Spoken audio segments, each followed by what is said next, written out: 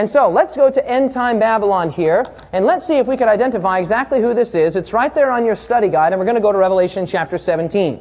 Revelation chapter 17, and so we've looked at these 4 critical areas that Babylon basically exemplifies. Number 1, it is a man-made system of religion. This is all in your study guide. Number 2, it is the center of image worship. Number 3, it is the center of false teachings about death. And number 4, Babylon was the center of sun worship. All of those things are incorporated into this biblical term of Babylon. And so when we go to Revelation chapter 17, and we find here in verse 5 that she is called Mystery, Babylon the Great, the mother of harlots and of the abominations of the earth, we have to go back and biblically see what that means. What does it mean biblically, Babylon? It's a system that is confusing. It's a system of man-made religion. It's a system of image worship. It's a system of sun worship. It's a system of false teachings about death. And this woman here, this false church, is branded with this emblazoned placard across her forehead, Mystery, Babylon the Great, the mother of harlots and of the abominations of the earth. Now let's see if we can identify exactly who this is. First of all, number 1, she's a church. How do we know that? Because in chapter 1 it says, Then one of the 7 angels who had the 7 bowls came and talked with me, saying, Come and I will show you the judgment of the great harlot who sits on many waters. The great what, everyone? Harlot, that is the great woman. And as we've already discussed, a woman in Bible prophecy represents what? A church or God's true people. And so if you have a chaste woman, like in Revelation chapter 12, that would be God's true people. And if you have an unfaithful woman, like in Revelation chapter 17, that would be an unfaithful church. Does that make sense, everyone? Yes or no? Very, very clear. And so she's a church. She sits on an area of many nations. Look at chapter 17, verse 2. With whom the kings of the earth have committed fornication, and the inhabitants of the earth were made drunk with the wine of her what? Fornication. Notice that she sits on many waters, last part of verse 1. And so you jump down to verse 15 of the same chapter. Verse 15 of the same chapter, Then he, the angel, said to me, The waters which you saw where the harlot sits are peoples, multitudes, nations, and tongues. And so she's depicted as sitting on water. We've already seen that water in Bible prophecy represents a populous area. And so she sits on an area of many nations. Number 3, she is a city. Jump down to the last verse of that chapter, Revelation chapter 13 and verse 18. And the woman whom you saw is that great what? City which rules over the kings of the earth. And so whoever this is, it's a city as well. So it's a church that sits on an area of many nations. That's a city, we've already seen, that rules over kings. That is to say, is in illicit, fornication-like relationships with the kings of the earth, the secular governing authorities. Also, this is a city of 7 hills. A city of what, everyone? 7 hills. Look at verse 9. Here is the mind which has wisdom. The 7 heads are 7 what? Mountains on which the woman sits. And so it's a city that sits on 7 hills or 7 mountains. Number 6, her official colors are purple and what? Scarlet. We saw that there in verse 3, a woman sitting on a scarlet beast. Verse 4, she was arrayed in purple and scarlet and adorned with gold and precious stones. And as we've already discussed, there were 4 colors that the high priests wore in the Old Testament. Do you remember those 4 colors? Purple, scarlet, blue, and gold. Let's say that together. Purple, scarlet, blue, and gold. Okay? But this woman is missing one of those colors. Which color is she missing? Blue. What did blue represent? 10 Commandments. In fact, let me show you something quite fascinating. It's right there in your study guide. Go to Numbers chapter 15, but keep your finger here in Revelation 17. Go to Numbers 15, but keep your finger here. Numbers chapter 15, 4th book of the Old Testament. Numbers chapter 15. And I think you'll find this language very interesting. Numbers chapter 15, beginning in verse 37. Numbers chapter 15, beginning in verse 37. I want everybody to get there. Tell me if you find this language striking, yes or no. Numbers chapter 15 and verse 37. Again, the Lord spoke to Moses, saying, Speak to the children of Israel, tell them to make tassels on the corners of their garments throughout their generations, and to put a what kind of thread? A blue thread in the tassels of their corners. And you shall have the tassel that you may look upon it and remember all the what?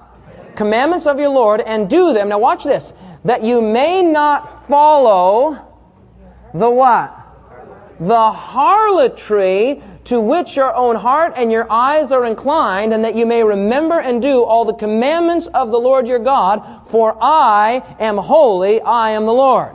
Isn't that absolutely fascinating? Notice what it says. Put blue on your garments to remember what, everyone? The commandments, so that you won't go after what?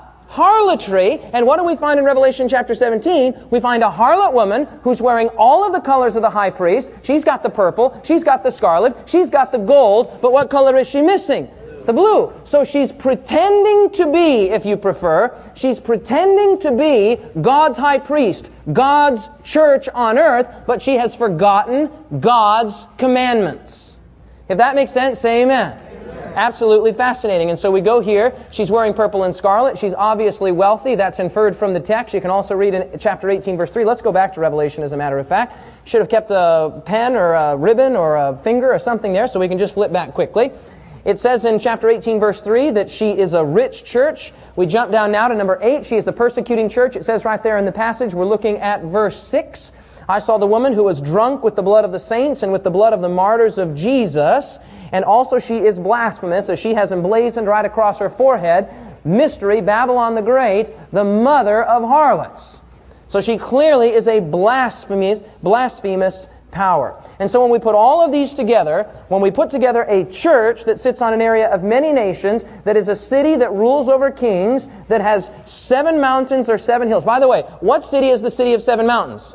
It's the city of Rome. That's exactly right. I looked it up just today, incidentally, on Wikipedia. Just type that in. City of 7 mountains, boom, takes you right to Rome. It names all the 7 mountains, and then it takes you right to this very verse in Revelation chapter 17, and it says that this is a widely held reference in Protestantism to Rome. Right there. I mean, listen, beloved, you can go right to Wikipedia. Now, that does not mean that you can trust everything you find on the internet. Someone say amen. I mean, the internet is a sewer. There's good and there's bad on there, and the problem is that any wacko can get a website and he can start saying thus and so, thus and so, thus and so. So don't trust everything you read on the internet, amen? But you can trust everything you read in the Bible, amen? By the way, some people say, oh, I looked up David Asscherick on the internet and I found out he was, a Seventh-day Adventist and that he was a member of a cult. Beloved, just ask me what church I go to. I'll tell you what church I go to. I have no shame in that. I believe that God's seventh-day Sabbath is an important day. How many of you believe that God's seventh-day Sabbath is an important day? Okay, there you go. So you're seventh day too. Now, I believe that Jesus Christ is coming soon. How many of you believe that Jesus Christ is coming soon? Okay, then that means you're an Adventist.